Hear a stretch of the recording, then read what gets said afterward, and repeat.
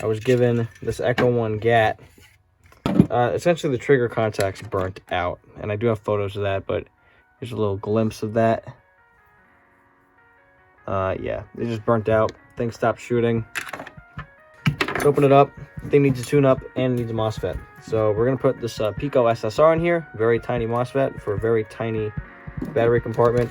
And I took a motor from a different gun that I just had in my spare parts thing. And I put it in here to replace the stock Echo 1 motor, which has like no torque, really weak magnets, and it's just shit. So if we're gonna put a MOSFET in here, we might as well get a pretty decent motor. I took aluminum tape, took this stuff, and I shimmed the motor into the can so it's not moving around. I had to take the pinion gear off of this motor so that I can get the little plastic brace in there, and that actually helps keep this center, which is a good thing. So that's pretty much that for the motor, and then I got good height on it, and I am shimming the stock gears, or rather I just shimmed the stock gears. This should be a fairly quick tune-up. That's pretty much everything that was missed where I wasn't filming.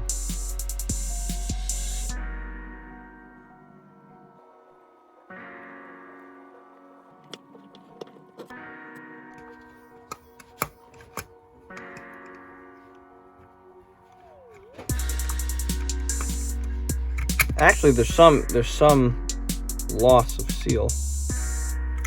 I'm not convinced with this air seal, and I'm honestly tempted to do something that I have not done in a while. But this is such a bad fit.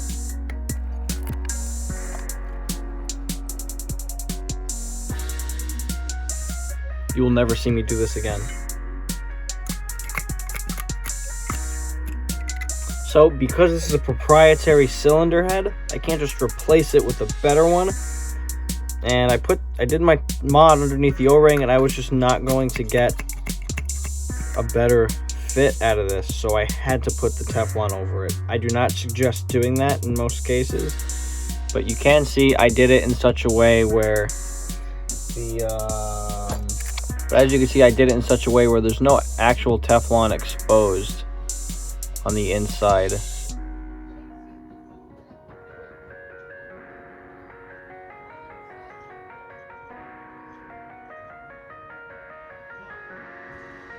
So, because the concern of using Teflon tape in this manner is that it'll come apart, and then because it's really stringy, it'll get all tangled up in the gearbox. And nobody wants that. And this hollowed O-ring is honestly not really doing the trick for me. I think the stock O-ring was actually doing a bit better.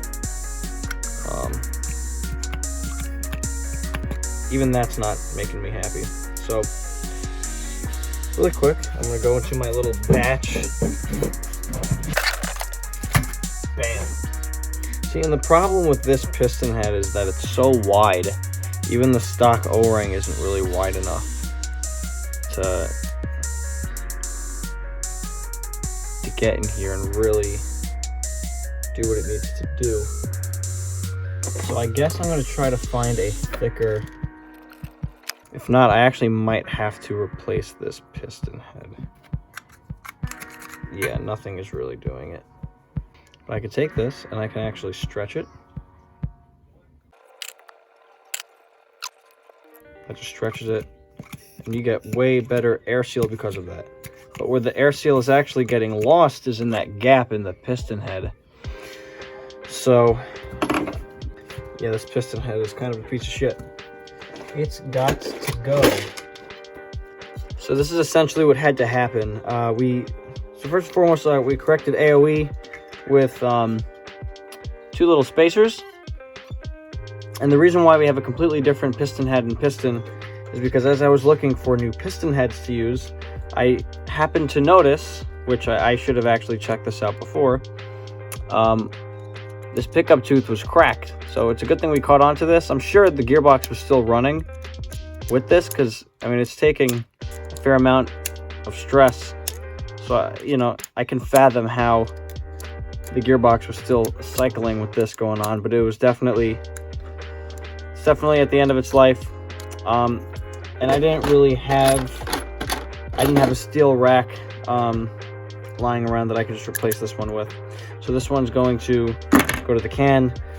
This piston head just sucks, does not get good air seal, excuse me, in this setup. So fast forward everything, I'm about to reassemble this gearbox. Everything's lubed up properly. The main gist of this build was trigger contacts burnt out, and we just want to give this thing a tune-up, repair anything that's broken in it, because we just don't want this thing to break again in the near future. The only thing we really changed was the motor, piston head, and we added a MOSFET. Oh, and I still have to put this GNG bucking in here.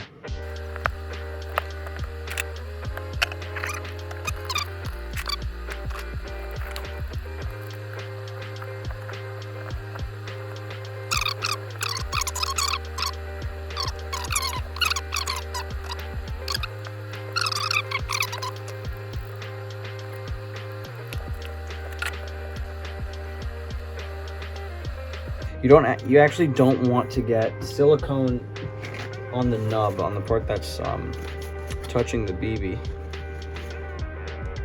That's actually no bueno. You can actually see how shiny that is from this video. So, niche tools. And I get this niche tool, it's dental floss. Boom. Careful not to tie it too tight, because you can actually bind up the rubber. And you want to just make sure you can get some light in here, and make sure that you have an actual circle where the lips are. You want to make sure the lips are forming a circle. If you twist it when you go into really tight chambers, it might like buckle, or you might get some weird stuff, and that'll result in bad performance. And we got a nub. And here we have that complete assembly. Gearbox hop up, and all I have to do now is just put it in the gun after I solder these wires to the motor. So I ended up having to order a new trigger from Airsoft GI. There were just some issues with the one that was in there, and that trigger kind of had those issues when I got it. The gun wasn't firing when I got it though, so I didn't immediately notice it. I mean, you could see from the footage, like there was actually material sanded off of it, and it was just kind of sluggish and worn. It was almost as if somebody took it out and tried to like do stuff with it. I just kind of took the expense of buying a new trigger for the customer, you know, free of charge. I just want the build to be done right. And any dinky mod I would have tried to do to make that trigger work would have ultimately not been worth it. The spring must have been bent before somehow, and now that's not a problem. This is how it has to go into the gun. So as long as that can kind of stay on that step, you're good.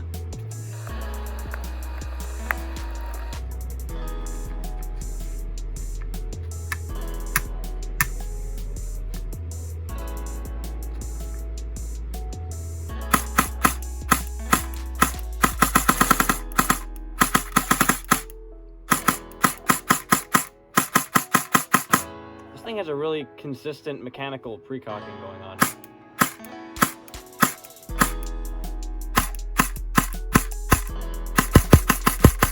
Almost fires like an open bolt SMG.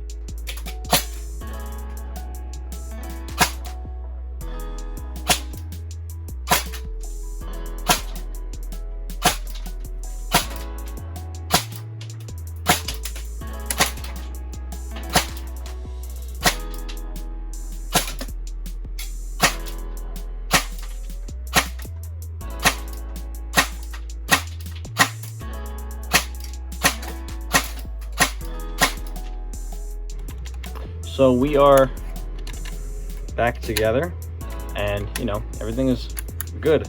I mean, this is exactly how the gun came to me. I know there's supposed to be a front sight, a grip, maybe some sort of muzzle, and whatnot, but As far as the internals go, we're good. This thing shoots 330 with .2s out of the factory, and it's shooting 330 with .2s now.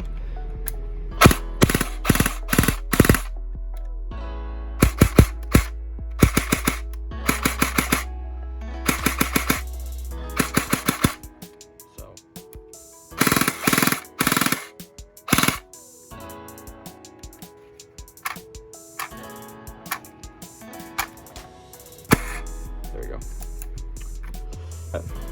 So yeah, this has pretty much been the repair process of this gun. This is going to be one of, this is one of many. I get several guns in often, and I have to do stuff to them. And this is just one example of what I do to guns. So yeah, there you go.